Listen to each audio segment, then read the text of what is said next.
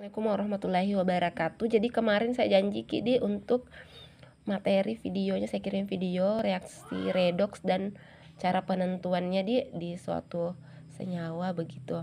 Nah, seperti kemarin ini ada catatannya Ibu. Ini satu rangkuman dari semua yang kalian catat, dari cara penyetaraan reaksi redoks, dari yang paling sederhana ke kompleksnya.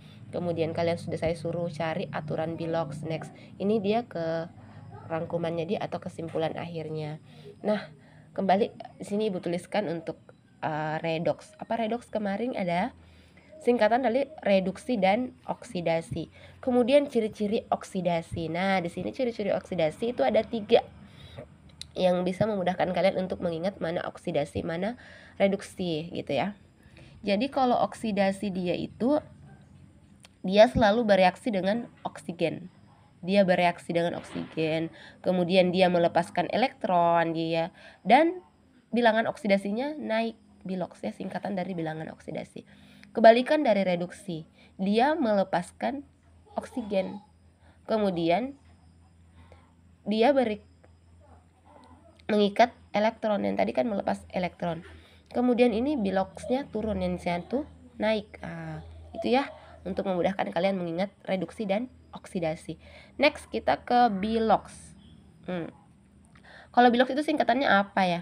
Bilox itu singkatan dari bilangan oksidasi, atau definisinya adalah bilangan yang muatannya disumbangkan atom saat membentuk senyawa. Seperti itu. Aturannya apa? Seperti yang kalian tulis kemarin, ada beberapa aturan. Nah, di sini Ibu coba simpulkan biar memudahkan kalian untuk mengingat. Nah, aturan Bilox yang pertama adalah di sini Ibu tuliskan bahwa jumlah Bilox dari senyawa netral, maka Biloxnya adalah 0. Bagaimana ciri-ciri senyawa netral ya? Senyawa netral itu senyawa yang di atasnya tidak ada angka nih, kayak H2SO4 tidak ada angka ini contoh H2SO4. Ciri utamanya tidak ada angka di pojok kanan atas. Cara menentukannya itu bagaimana? 2, ini ada koefisien sini, 2 Bilox H ditambah Bilox S, S kan 1 tidak dituliskan ya, ditambah 4 Bilox O, dan aturannya adalah senyawanya bernilai 0, sama dengan 0. Ini contohnya ya. Kemudian yang kedua, di sini Umi tuliskan jika dia ion poliotomik sama dengan ada muatannya. Ciri-cirinya itu memiliki nilai di pojok kanan atas. Nah, ini ion poliotomik, yang tadi senyawa netral, tidak ada nilai di pojok kanannya gitu ya. Contohnya untuk ditentukan senyawa biloxnya kita tulis kayak begini. Ini belum selesai, nah baru awal-awal aja. Fosfor ditambah 4 bilox O, ini 4 bilox O sama dengan -3. -3 dari sini, seperti itu. Aturan berikutnya itu ada ya, lihat di catatan kalian yang kalian cari sendiri. Unsur bebas tidak memiliki atau tidak berikatan dengan atom lain, nilainya adalah 0. Contohnya apa? Klorida, dia unsur bebas ya, molekul unsur. H2O2, itu semuanya adalah nilainya 0 ketika dia unsur bebas, artinya tidak berikatan dengan atom lain. Tapi kalau dia sudah berikatan dengan atom lain, ada lagi aturannya dia. Ini ketika dia bebas sendiri kecuali dia terikat dengan dirinya sendiri, itu tidak masalah, asal jangan unsur lain. Kemudian unsur yang termasuk unsur bebas itu ada Na ya, natrium dalam bentuk padat, karbon, Fe besi, semua nilainya ini Ibu kasih nilai 0. Sama dengan di atas, Cl sama dengan 0, H2 sama dengan 0, O2 sama dengan 0 ya. Selanjutnya ion. Ion itu kita harus lihat dengan biloxnya itu adalah sama dengan muatannya, muatan yang ditunjukkan. Misalnya Cl-, apa yang ditunjukkan? Min, sini berarti ada -1, berarti biloxnya adalah -1. Na+, apa yang ditunjukkan adalah plus di atas tuh yang di pojok kanan, +1, artinya nilai biloxnya adalah +1. Fe2+, berarti nilai biloxnya ada 2+, seperti itu dia selalu apa yang ditunjukkan ketika dia adalah ion, itu berarti biloxnya sudah ditentukan mitoh. Kemudian ini ada aturan berikutnya. Di suatu golongan dalam sistem periodik, kalau golongan 1A itu nilainya +1. Jadi cek kembali sistem periodik. Kemudian apabila dia golongan 2A, dia nilainya +2. Nah, aturan selanjutnya adalah di golongan 7A, nilainya min 1 kecuali Cl, Br, dan iodin. Dia memiliki lebih dari 1 bilox. Jadi selain itu dari 7A, selain Cl, Br, iodin itu nilainya min 1. Aturan umum berikutnya adalah oksigen itu adalah min 2.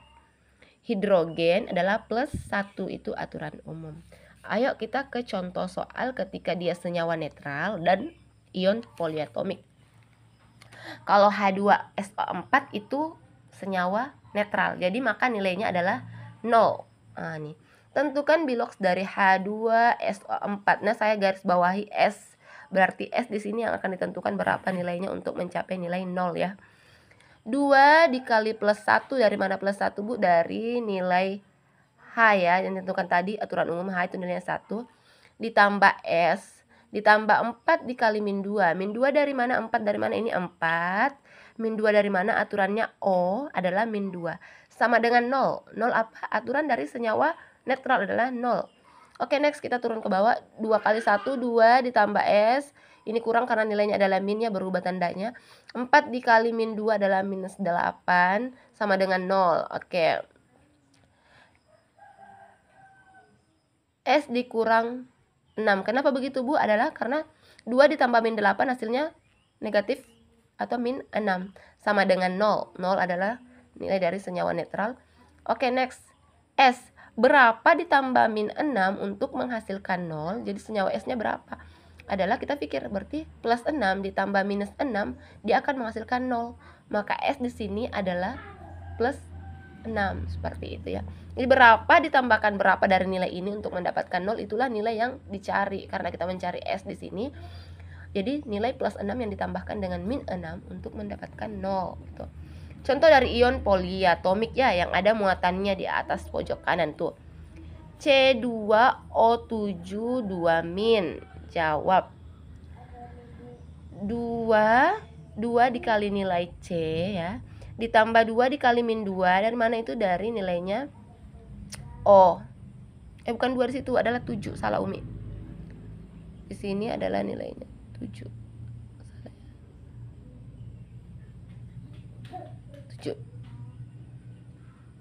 7 ya, koefisien. 7 dikali min 2 sama dengan min 2. Dari mana min 2? Dari nilai di atas ini di pojoknya. Jadi 2C dikurang 14. Dari mana? Karena plus 2 dikali min 2 hasilnya min 14, sama dengan min 2. 2C sama dengan positif 14. Gitu. 14 ya. Karena kenapa? 14 dikurang min 2, dia hasilnya plus 12. Ini tandanya berubah.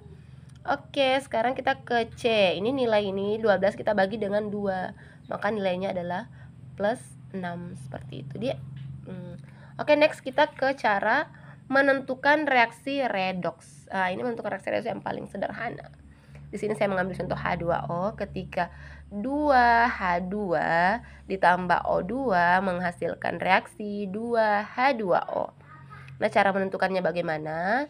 Yang pertama, kita tepikan dulu koefisiennya. Nah, ini Ibu sudah garis koefisiennya, kita tepikan. Kemudian kita tentukan H yang ada di sebelah kiri. Ini bukan sebelah kiri ya. H di sebelah kiri karena dia H2 berarti dia unsur yang tidak berikatan dengan yang lain, maka nilainya adalah 0. Oke, next. Setelah di sini, kita ke ruas kanan untuk memudahkan kita H di sini, H kiri ke H kanan. Di sini H2O dia berikatan dengan unsur lain, maka karena dia berikatan dengan unsur lain, aturannya yang umum adalah H nilainya adalah plus 1. Kemudian setelah itu kita tentukan, kita garis nih, dari H ke sini ke H ke sini, dari nilai 0 ke plus 1, ini nih.